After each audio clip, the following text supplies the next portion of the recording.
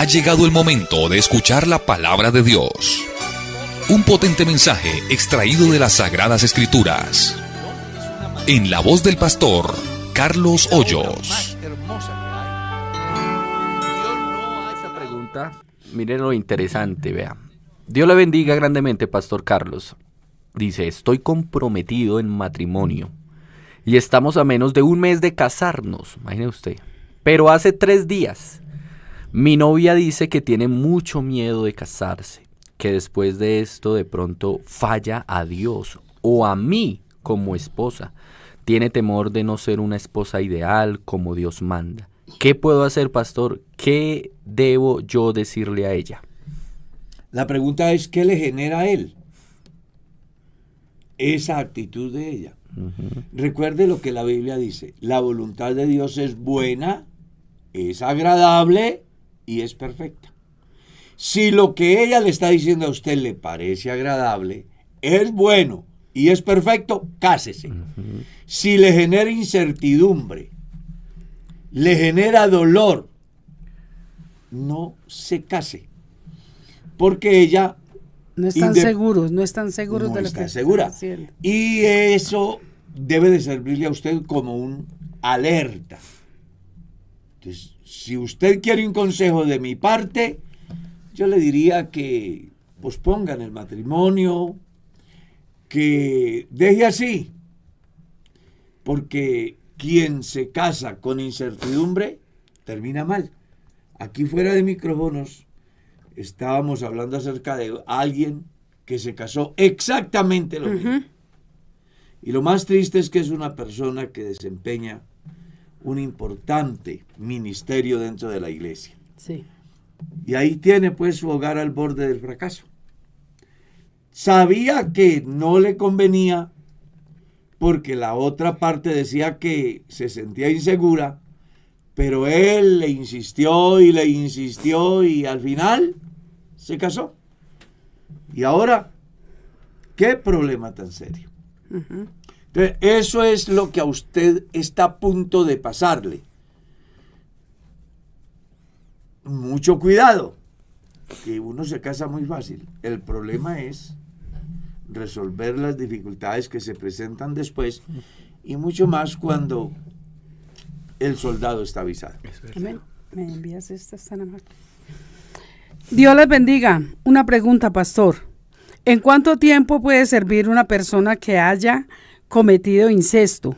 Aclaro, servir en el altar, porque pues el pastor siempre nos ha dicho que todos servimos a Dios.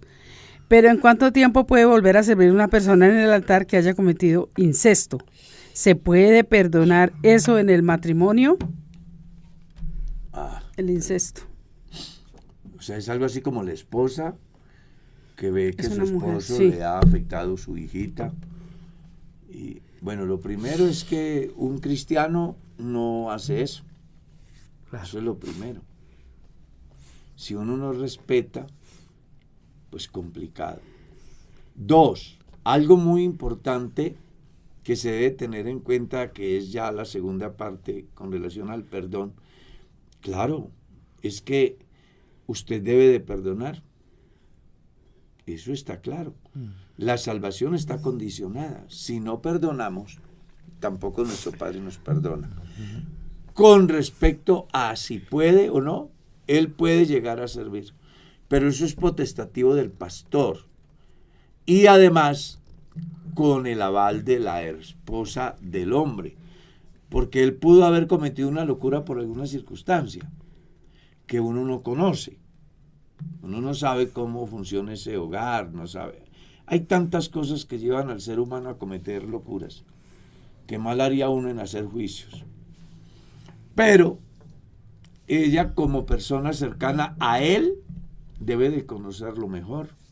Y si le ha perdonado esa actitud a él, que además es bastante grave, hombre, ella no debe de recordarle el pasado, debe de mirar su presente y acorde a la vida de él en su presente, es que debe de apoyar a su pastor en las decisiones relacionadas con el servicio civil.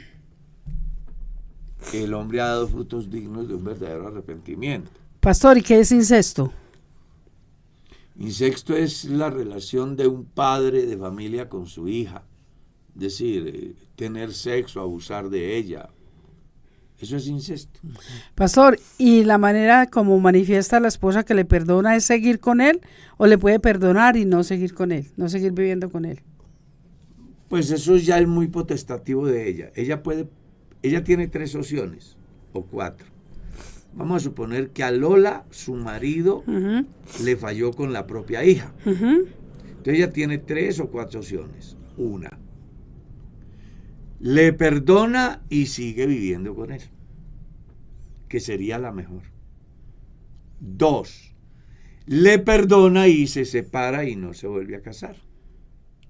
O 3, le perdona e inicia un proceso y se divorcia. O 4, no le perdona, sigue viviendo con él, consciente de que él está viviendo con su propia hija. Son opciones. Ella debe de tomar la decisión. Recuerden que en consejería nunca se le dice a la persona que haga. Se le dan opciones. Entonces ella debe de mirar cuál es la mejor opción. ¿Por qué hablamos así? No queremos que mañana digan que el pastor dijo que hiciera esto y me fue mal. Porque cuando le va bien ni se recuerda del pastor. Se recuerda cuando le va mal. Ahí sí dice, venga, por haberle hecho caso al pastor. Entonces hay que tener cuidado en eso.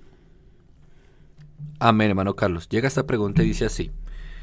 En la iglesia se conoció de un caso de un hermano que tenía relaciones con su esposa, pero pensaba en otra mientras estaba con ella. Y entonces fue puesto en disciplina por parte del pastor. La pregunta es, ¿ese hermano adulteró? La pregunta que yo hago es, ¿cómo hacen para saber que mientras tenía la relación estaba pensando en otra? ¿Cómo hacen para saber eso? Sí, es muy complicada, a menos que él lo haya dicho, sí. A menos que él lo haya dicho. Sí, porque pues una cosa es el juicio que se haga por fuera, otra cosa es el autojuicio. Entonces yo tengo una relación con mi esposa y estoy pensando en otra. Si eso pasa, sí, claro, comete adulterio, aunque esté con su esposa, porque su pensamiento está en otra parte. Pero como dice Merceditas, ¿cómo hace para saber que ya es un juicio que a uno no le corresponde? Pues ahí tendría que ser que la persona habló. Que el actor exacto, dijo, no, yo estuve con usted, pero estaba pensando en Enriqueta. Pastor, si una persona, un creyente de la iglesia, saca una iglesia o se va a predicar a un lugar, saca local, sin autorización del pastor ni de los directivos, pero predica la sana doctrina, predica el nombre, ¿qué pasa ahí? ¿Está bien? ¿Está mal? ¿O qué? Ese es el desenfoque que tienen todos los que se dividen, que creen que sana doctrina es predicar que Jesucristo es Dios. Porque se les olvida que la doctrina es mucho más que pensar en un solo Dios. O sea, no está Los bien. demonios también creen en un solo Dios. Entonces aquí no se puede justificar bajo el concepto la sana doctrina. No, él está violando lo más sagrado del cuerpo de Cristo, que es la columna vertebral de la iglesia, que se llama la unidad. Cuando una persona divide el cuerpo de Cristo porque simplemente no está de acuerdo con la administración o porque lo pusieron en disciplina a causa de un mal comportamiento o porque simple y llanamente no quiere someterse a la normatividad de la iglesia, pues más allá que diga que sana doctrina, él está muy fuera de lo que es el verdadero sentido de la sana doctrina. La sana doctrina parte en aquello que ya Pablo ha dicho en el capítulo 4 de la carta a los Efesios. Solícitos en guardar la unidad del Espíritu. Lo que Pablo dice en la carta a los Filipenses. En lo que hemos llegado a acuerdo, seamos todos de un mismo sentido. Lo que pasa es que hay muchas personas que, justificando su rebeldía, su soberbia, Entonces abren toda parte y luego dicen, es lo mismo. Él predica la sana doctrina. No es cierto, no predica la sana doctrina. Una persona que se va de la iglesia y establece toda parte, no está predicando la sana doctrina. Porque si estuviera predicando la sana doctrina, estaría en la iglesia. No se hubiera ido. Algo ha pasado. Se ha roto la comunión. Y resulta que eso es lo que Jesús dice en San Juan 15. El pámpano que se desprende de la vid, dice, se seca y solo sirve para ser quemado. Así los cristianos que se desprenden del cuerpo de Cristo, con o sin, esa gente casi siempre se muere. Y los que le siguen terminan sin Dios, sin iglesia y apartados. Y el único que gana ahí es el diablo. Sí. Yo puedo tener diferencias con la iglesia, porque al final la iglesia es de Dios, pero es una institución liderada por seres humanos que tenemos aciertos y tenemos desaciertos.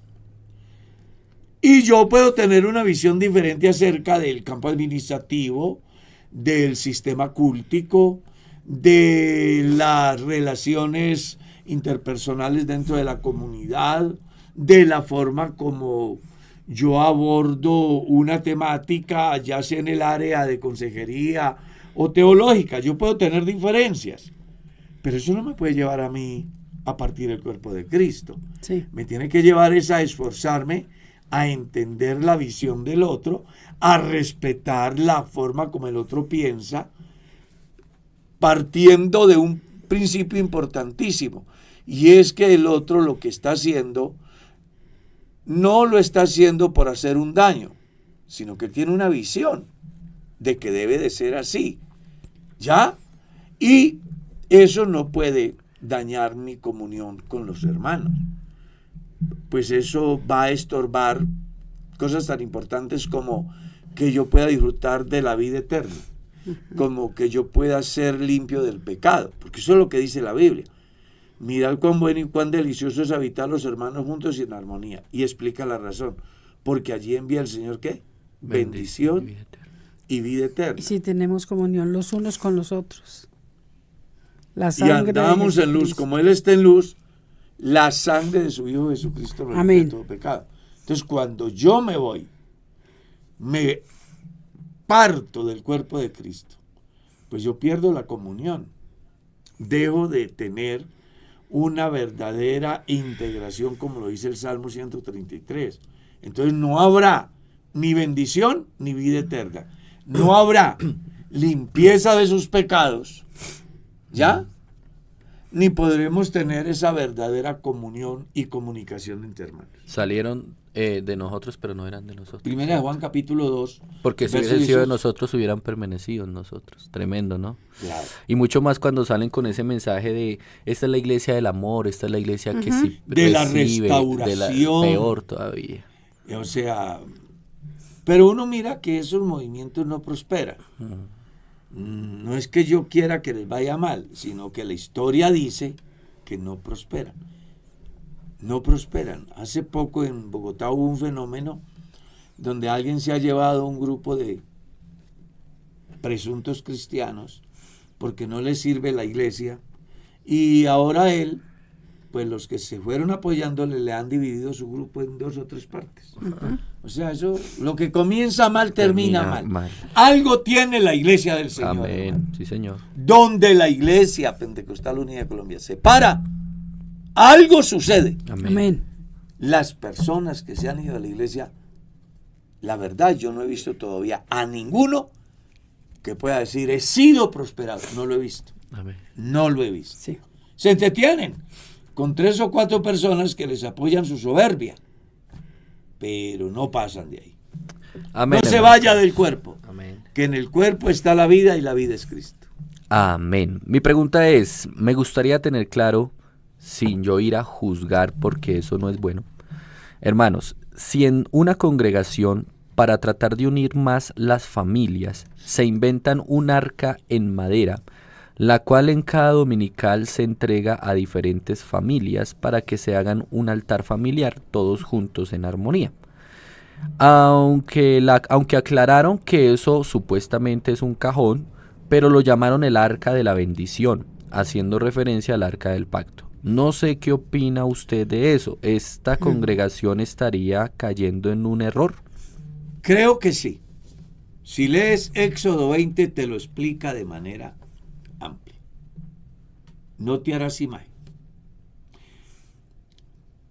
Es que la gente se le ha olvidado que el centro de un altar familiar, de un culto, de un momento de adoración y alabanza no deben de ser figuras, debe de ser Dios.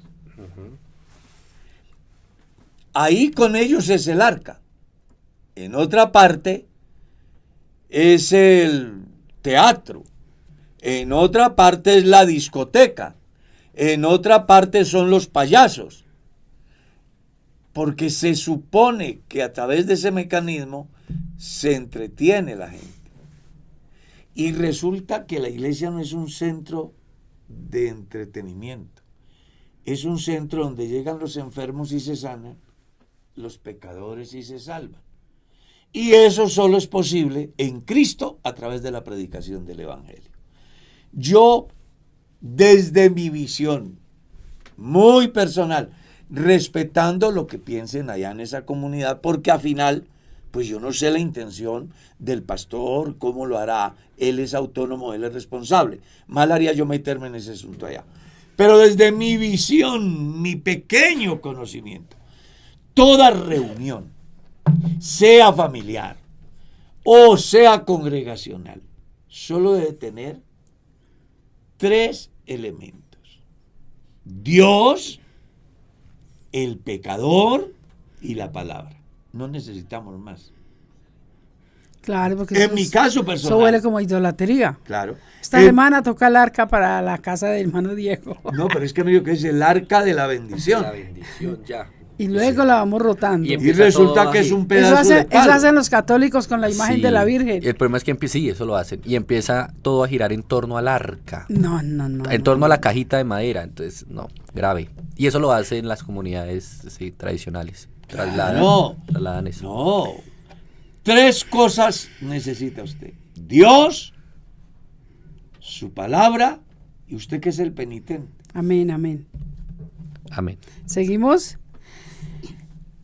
Una pregunta. En el tiempo del Antiguo Testamento, más precisamente en las épocas de Noé, ¿cómo se medían los años? Ya que el calendario que conocemos no existía.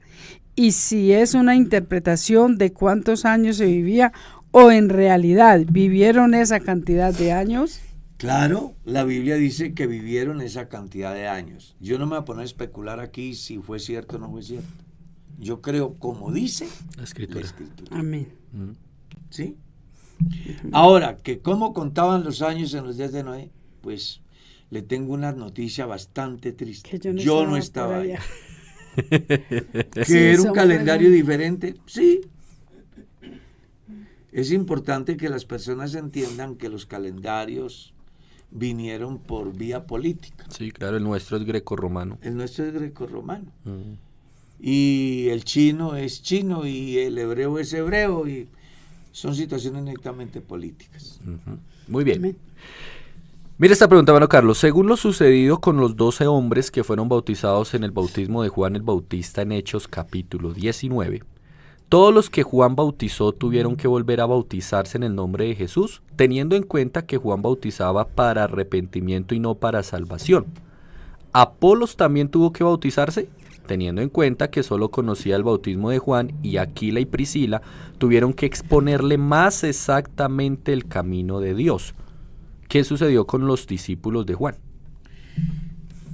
Los discípulos de Juan eran bautizados en Cristo. Mire lo que él decía: yo os bautizo para arrepentimiento, pero tras mí viene uno que es más poderoso que yo. Él bautizará con Espíritu Santo y fuego. El caso de Hechos 19, sé que algunos van a discrepar de mi manera de pensar, Además, respeto y me gusta que la gente discrepe de mi manera de pensar porque eso me hace saber de que tienen cerebro. El problema más grande de los cristianos es que creen como dice el líder de turno. Entonces, para ellos no existe el cerebro. Yo soy un fiel convencido de lo que Jesús dijo. Conoceréis la verdad y la verdad os hará libre. Amén. Nadie es libre cuando depende del pensamiento de otro. Yo mismo soy esclavo de Jesucristo porque dependo del pensamiento de Cristo. ¿Está claro? Pero cuando entramos al área teológica de análisis, entonces desde mi pequeño conocimiento, hay un error de interpretación en Hechos 19, por lo menos en 2 o 3 cosas. La primera, los 12 discípulos de Hechos 19 no habían sido bautizados en el bautismo correctamente de Juan. Prueba de eso es que, leamos bien, aconteció que entre tanto que Apolos estaba en Corinto, Pablo, después de recorrer las regiones superiores, vino a Éfeso y halló a un grupo de discípulos y les hizo una pregunta interesante. ¿Recibieron el Espíritu Santo cuando creyeron? Esa es una cosa muy importante. Desde el texto, para Pablo, una persona creía el Evangelio y recibía el Espíritu Santo, según la pregunta que él hace. No es que yo estoy interpretando, ni estoy sesgando la Escritura, no. Lea bien. ¿Recibisteis el Espíritu Santo cuando creísteis? ¿Eso qué le dice a usted? ¿Qué pensaba Pablo? Porque él le está haciendo una pregunta clara. Y prueba de que no habían creído es que no habían recibido el Espíritu Santo. Por eso la Biblia dice que cuando ellos le dicen, ni siquiera hemos oído ese Espíritu Santo. Entonces a Pablo le llama la atención.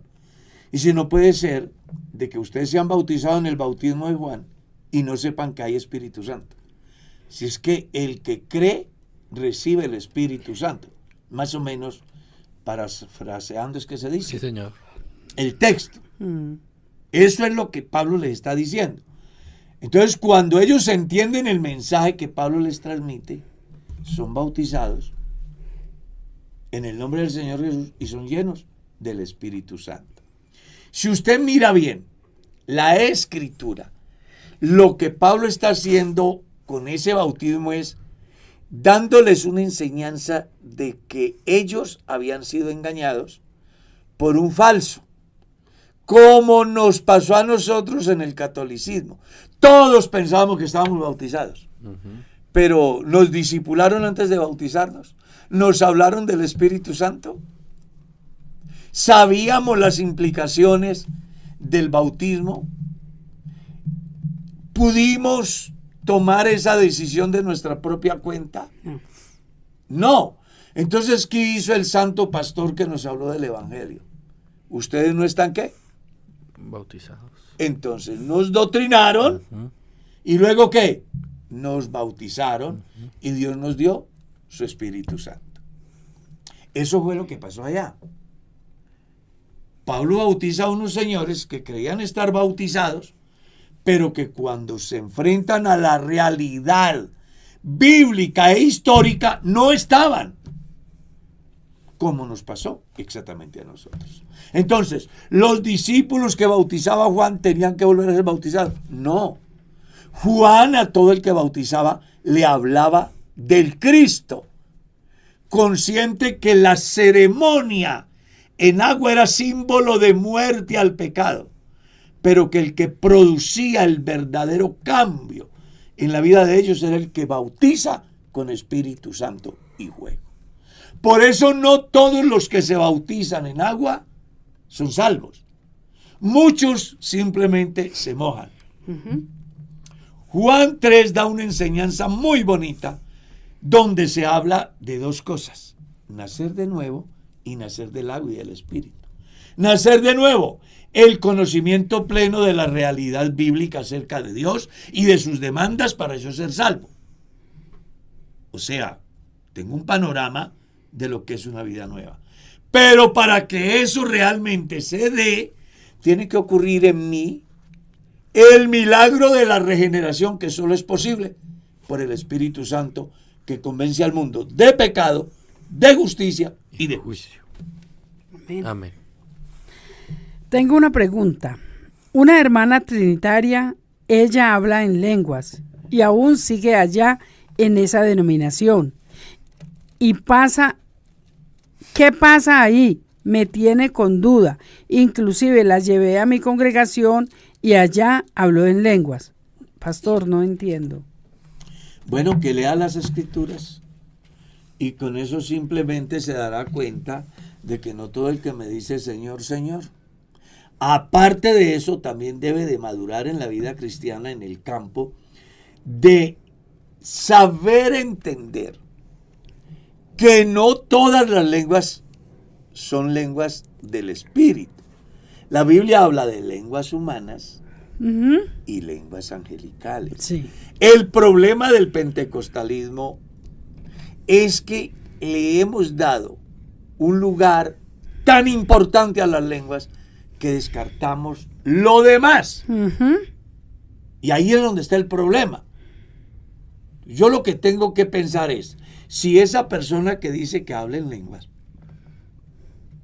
y que yo le escucho su momento enredado, yo qué sé, hay que pensar si da frutos de un verdadero cristiano. Entonces partamos. El fruto de un verdadero cristiano es creer como dice la Escritura. Amén.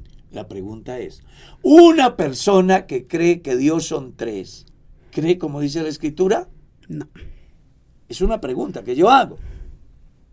Ahora, no es que se me ocurra y alguien esté pensando, el pastor está atacando. No, lo que pasa es que hay un claro mensaje en el Evangelio. Jesús dijo, ustedes son de abajo y yo soy de arriba.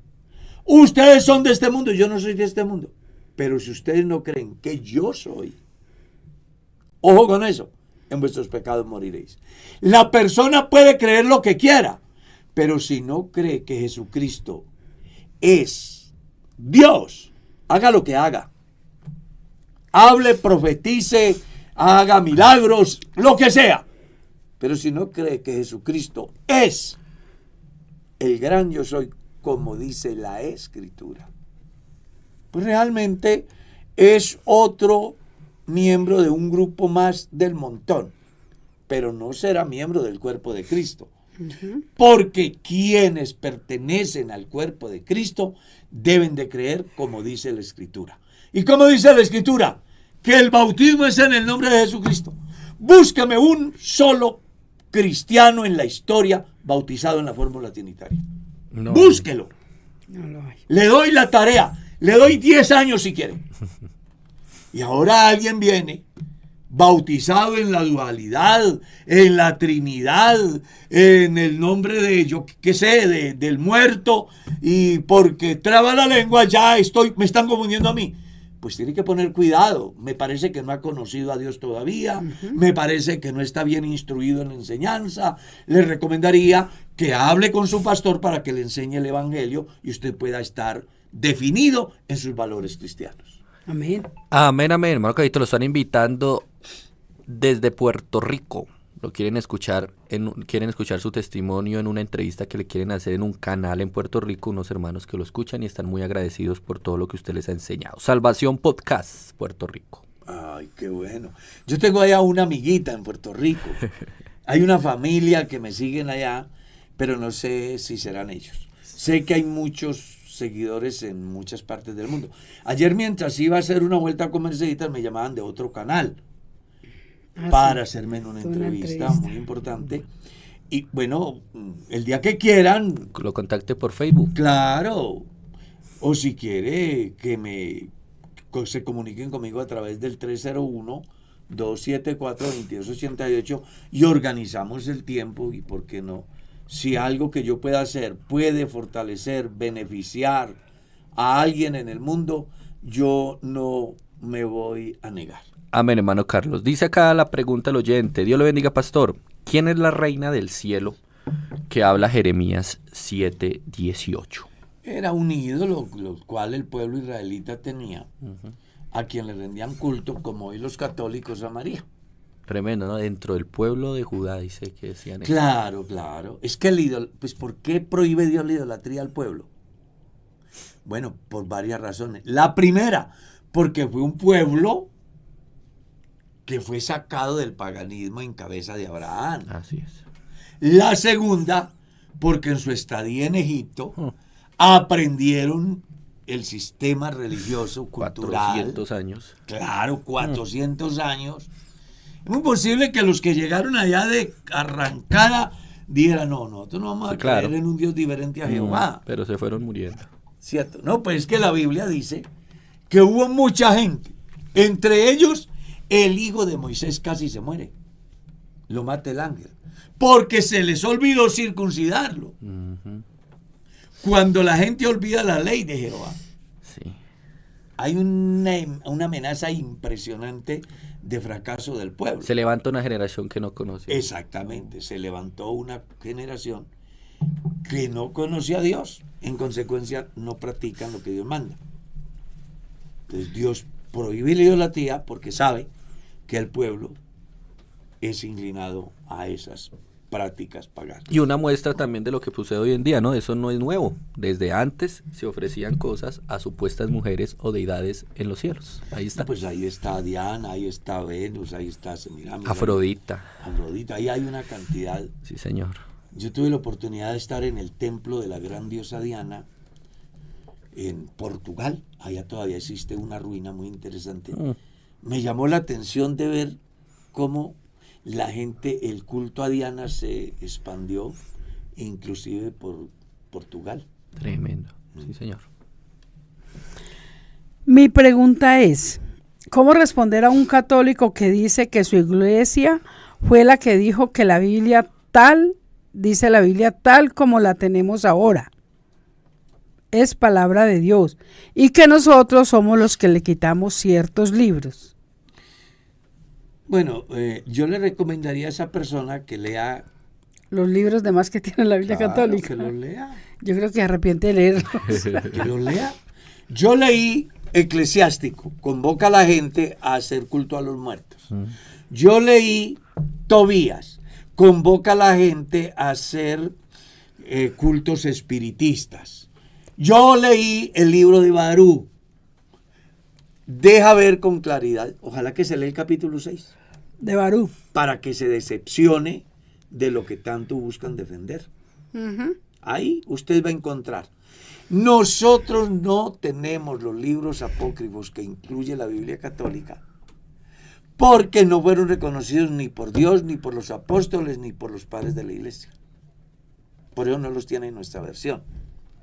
Pero yo tengo versiones católicas y están ahí. Y es más, la Biblia que se llama católica no tiene todos los apócrifos. Ahí no están los Hechos de Bernabé, ni el Apocalipsis de Pedro, ni la Asunción de María, ni el Apocalipsis de Pedro. No, ahí no está eso. Tampoco están en algunas versiones católicas tampoco están los capítulos 13 y 14 de Daniel, por ejemplo. Entonces, muchas personas dicen, porque pues no han tenido la oportunidad de informarse en un poquito mejor. En este caso,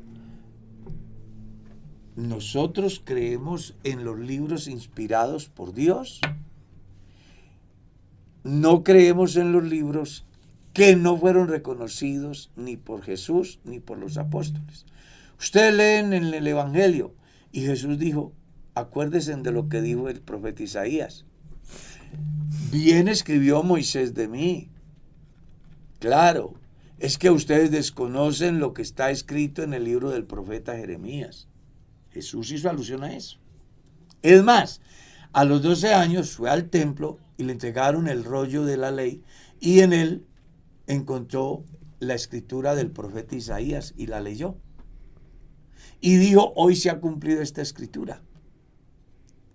Pero nunca aparece, Jesús dijo como está escrito en el libro de Tobías, o como está escrito en el libro de sabiduría, o como dijo el escritor de Judí, o como aparece en el libro de Eclesiástico, o como está bien descrito en el primero o segundo libro de los Macabeos, o como dijo Baruch. Eso no aparece. Ni Jesús hizo alusión a ellos, ni los discípulos hicieron alusión a ellos, y los padres de la iglesia nunca lo tuvieron como inspirados. Por eso la versión que nosotros tenemos consta de 66 libros. Pero si me preguntas que he leído apócrifos, claro, yo he leído Baruch, he leído Tobías, Sabiduría, Eclesiástico, primero y segundo de Macabeo, Baruch, también he leído el otro evangelio y también he leído el nuevo evangelio, que son apócrifos. He leído, y también leí el libro de Enoc, que es otro apócrifo del cual hace alusión Judas. También lo he leído. Yo he leído por ahí cositas. Pero cuando uno lee todo eso, entonces se encuentra falencias. Por ejemplo, Macabeos al final dice, si está escrito como conviene, eso es lo que yo quiero. Pero si no está bien, es mediocre, por favor, perdónenme. El Espíritu Santo no hace eso. Lea todos los libros del Nuevo Testamento y todos los libros del Antiguo Testamento y no aparece nunca una conclusión de esas. ¿Ah? Lea cualquier carta, cualquier libro del Nuevo Testamento y nunca lee algo así. Ve al río, saca un pez, ábrelo y quémale los intestinos para ahuyentar los demonios. Eso no aparece. Ni Jesús habló de eso, ni los discípulos. Lee el libro de Eclesiástico y le va a decir que ore por los muertos. En la Biblia antes Jesús dijo, guárdese de los escribas que gustan de andar con ropas largas. Lea Lucas 20:46. Que se ocupan en estar en las primeras sillas, en las cenas y en los primeros asientos en las sinagogas. Que devoran las casas de las viudas y como pretexto hacen largas oraciones. Por esto recibirá mayor condenación. Eso lo dice Lucas 20:46. También está en San Mateo capítulo 23. ¿Por qué los apócrifos avalan las oraciones por los muertos y Jesús las censura?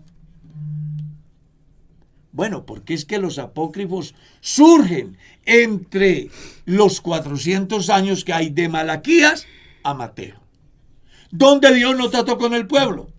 Entonces aparecen una cantidad de escritos que buscan de alguna forma narrar la historia de los diferentes eventos que se dieron en ese tiempo de silencio, y entonces se afloró la superstición, el espiritismo y un sinnúmero de prácticas que aparecen escritas y que no está mal leer. Yo les digo, he leído y por eso les cito textos de esos libros. Son libros muy históricos. Son históricos, sirven como una información, como cultura, pero nada tienen que ver con inspiración divina. Amén, hermano Carlos. Nos preguntan, buenos días, pastor. En la Biblia se habla de mandamientos, decretos, preceptos, estatutos y ordenanzas. ¿Usted podría dar la definición de cada uno? Dependiendo del contexto en que lo lea. Porque lo que es un decreto aquí es una ordenanza allá. Claro. Es que hasta usted lo lee. Esta semana emitió la alcaldía municipal o de Bogotá un documento, no sé si a usted le llegaría, con respecto a el funcionamiento de la parte educativa en las instituciones públicas, buscando con ello bajarle volumen a la persecución que dice que se le está haciendo a grupos determinados en la sociedad, como el movimiento gay, por ejemplo. Y si usted mira, dice que se ordena y se cumpla. Pero eso también es un decreto. Pero eso también es un mandato. Y una ordenanza. Pero eso también es una ordenanza. Entonces, cuando en la Biblia aparece todo eso, está relacionado con la forma como Dios, en determinado evento, le demanda al pueblo el cumplimiento de un decreto, o de un mandamiento, o de una ordenanza, o de un precepto. Parecen sinónimos. Claro que sí. Sí, señor. Pastor, ¿es verdad que cuando uno deja de asistir a los cultos y ya se considera una persona apartada, no que esté untándose del mundo, solo es que va de vez en cuando? Es decir, no asiste con frecuencia. Si usted no asiste al culto, hay que mirar razones. Porque el congregarse al creyente es como la sal al alimento. Sí, es una necesidad que Es uno una siente de estar en la necesidad. iglesia, de ir al culto, recibir Ahora, la palabra, congregarse. Claro. Ahora, hermana Mercedes, es que hay algo que, más allá de pretender justificar eso, diciendo que no peca, pues sería bueno que tuviera en cuenta Hebreos 10:25, ¿no? No deje de congregarse, como algunos Uno lo tienen por costumbre. Oiga, no deje de congregarse. Lo dice la santa palabra de Dios. Sí. 2. Mirad cuán bueno y cuán delicioso es habitar los hermanos juntos y en armonía. Juntos y en armonía. 3. Si andamos en comunión los unos con los otros, algo pasa en la vida de los que tienen esa práctica. La sangre de Jesucristo, su Hijo, le limpia de todo pecado. Si yo no me congrego, no tengo comunión, la sangre de Jesucristo no me limpia. Si yo no me congrego, entonces tampoco puedo acceder a la bendición y a la vida eterna que menciona el Salmo 133. Y además hay cualquier cantidad de escritos ya en la Biblia acerca de la convocatoria. Los salmos, del Salmo 120 al 135, se llaman graduales. Sí. Y es la convocatoria que hacen A ir a adorar. los que regresan de la cautividad al pueblo a congregarse ahora que están otra vez en su tierra. Léalos. Se llaman salmos graduales. El que un creyente se congregue no significa que esté bien espiritualmente, pero que no se congregue sí deja mucho que pensar del creyente. Claro, ¿Sí ves? Claro. exacto, sí. Hay muchos que se congregan y no son cristianos. Exacto. Pero nosotros nos Pero un hijo de congregamos Dios porque que esté en la somos casa cristianos. y no desee, no sienta por ir al ahí sí culto, ya es mejor pues dicho, sí es como raro. delicado. No, pues habría que enviarle un mensajero como el salmista cuando dice, yo me alegré con los que me decían, Amén, amén, amén. a la casa de Jehová iremos. Congregarse es una bendición muy grande. Claro. Dice acá, Pastor, Dios lo bendiga. ¿Qué quiere decir el Salmo 53:6, donde dice, cuando Dios hiciere volver la cautividad? Aunque creo que acá hay un error porque dice, cuando Dios hiciere volver de la cautividad. Es que el texto es cuando Dios hiciere volver de la cautividad.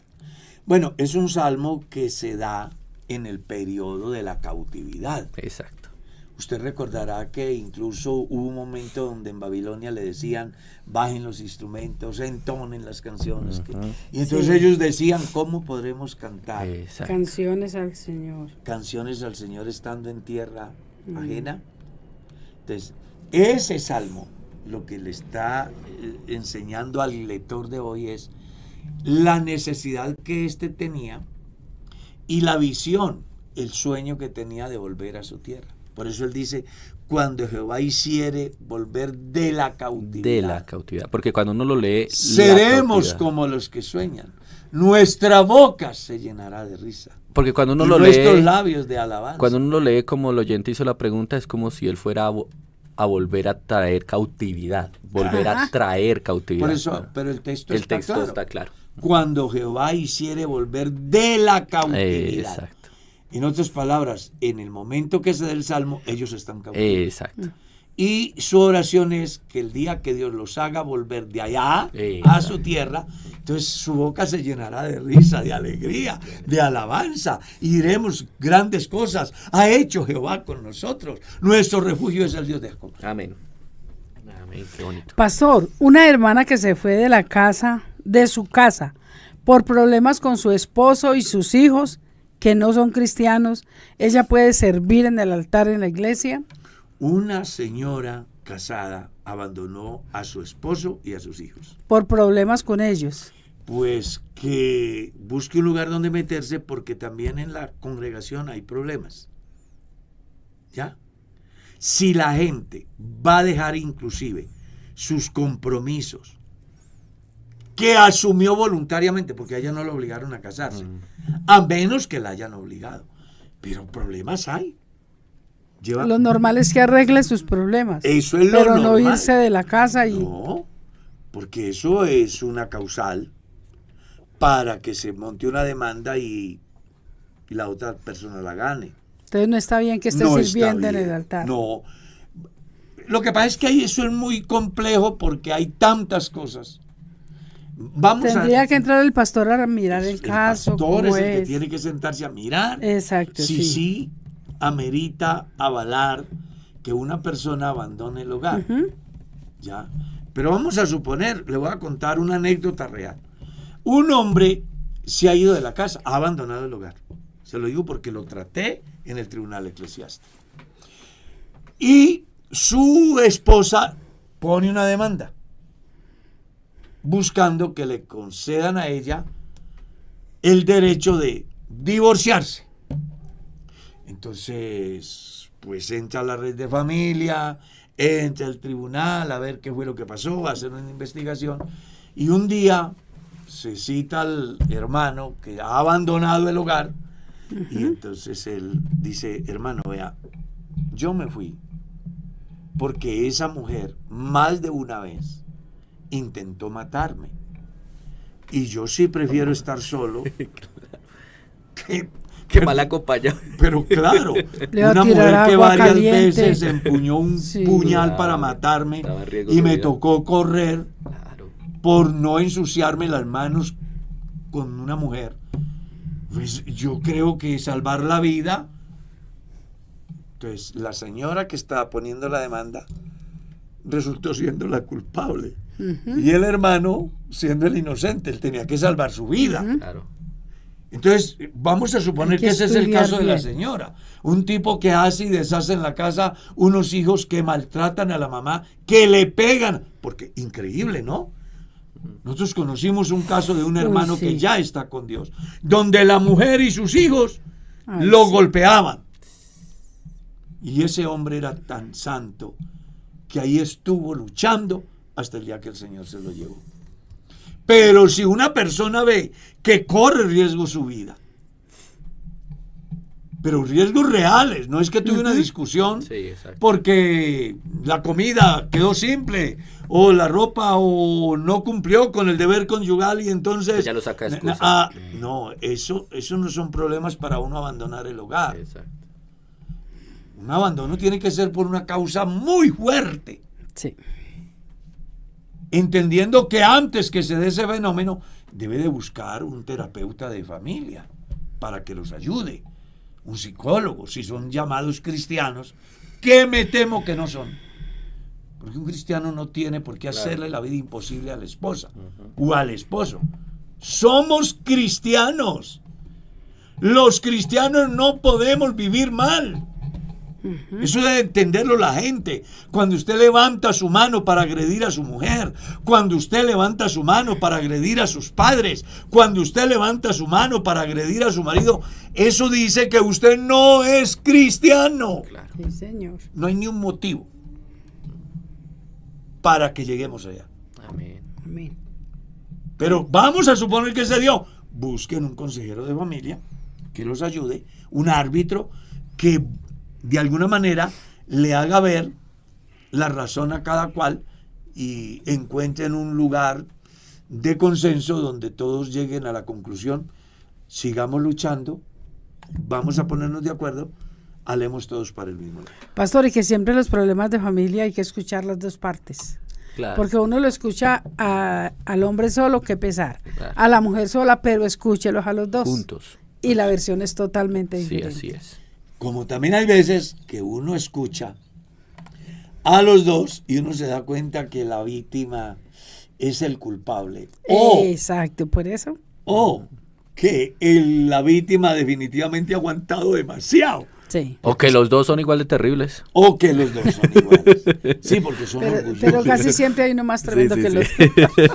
Dios le bendiga, Más pastor. culpable. ¿Qué consejo me daría para un esposo servidor, pero cuando tiene rabia no me habla, por 1, por 2, por 3 días y nunca pide perdón? Pues que le ponga cuidado Que se a arrepienta. eso, porque la Biblia dice, no se ponga el sol sobre vuestro enojo. Amén. La noche viene, y esa noche puede equivaler a que Cristo viene, Amén. Amén. a que la muerte llega. Sí. Y si yo no estoy en condiciones de vivir en armonía con mi esposa, ¿sí podré irme con Dios? ¿Cuál es el resultado de mi fe? Vuelvo a lo mismo. No se les olvide que somos ¿qué? Cristianos. Los cristianos no son rencorosos. Los cristianos no son vengativos. Los cristianos no son violentos. Los cristianos no son, ¿qué digo yo? Agresivos. Los cristianos no maltratan. Los cristianos amamos, respetamos, perdonamos, conciliamos. ¿Tenemos diferencias? Sí. Pero antes de ir al descanso, arreglemos las cosas porque usted no sabe qué pase en esa noche. Amén. ¿Se puede otra pregunta? Sí. Con respecto al tema que Dios no habla, quisiera saber qué tiene que ver cuando Job dice que Dios habla a través de sueño, en visiones nocturnas, cuando el hombre está en su lecho. Job 33:14. Quisiera Nunca escuchar. hemos dicho que Dios no habla. Siempre decimos que Dios habla. Vuelvo a repetirlo. Dios habla. El Dios mío no es mudo. ¿Cómo hablará? Que me dejó 31.102 versículos en la Biblia, donde yo encuentro lo que Él me habla. ¿Está claro? Dios nos habla a través de su palabra, por una parte. 2, cuando se mire el texto de Job, la persona debe de entender que Job es contemporáneo con Noé. Y para el tiempo de Noé no existían escritos de parte de Dios. No existía la Biblia. Recuerde que inclusive el Pentateuco, penta quiere decir 5, acuérdense de eso, equivale a Génesis, Éxodo, Levítico, Número, Deuteronomio. En ese lapso de tiempo del Génesis es que existe Job. Job es contemporáneo con Noé. ¿Está claro? Y para que aparezca Génesis, 2000 años después, 1600, 2000 años, Dios llama a Moisés y en una visión retroactiva le revela todo lo que pasó desde la creación hasta el tiempo de Moisés. Por eso es que Job en su libro describe de dos maneras habla Dios al hombre, en sueño o en visión nocturna, y sin embargo el hombre no entiende. Claro, en ese tiempo no había un escrito, pero hoy tenemos la palabra profética más segura. Amén. Entonces, quiero dejar claro, Dios sí habla. Cuando yo voy al culto, Dios me habla. Amén. Sí, amén. Cuando cometo infracciones contra Dios y un hermano de la iglesia viene y se sienta conmigo y me corrige a través de la palabra, Dios me habla. Cuando el pastor está diciendo, vamos a abrir la palabra de Dios, vamos a leer, Dios me habla. Tenemos la palabra profética más segura. Aquí lo que se ha dicho es que no creamos en soñolientos, en visionarios, en presuntos profetas que viven tras los errores de los demás para organizar un argumento y meterlo bajo la sombra del Espíritu Santo, engañándose en a sí mismo, Sí. engañando a los demás y pretendiendo engañar a Dios. A eso es a lo que nos referimos aquí. Amén. Lamento decirles que el tiempo...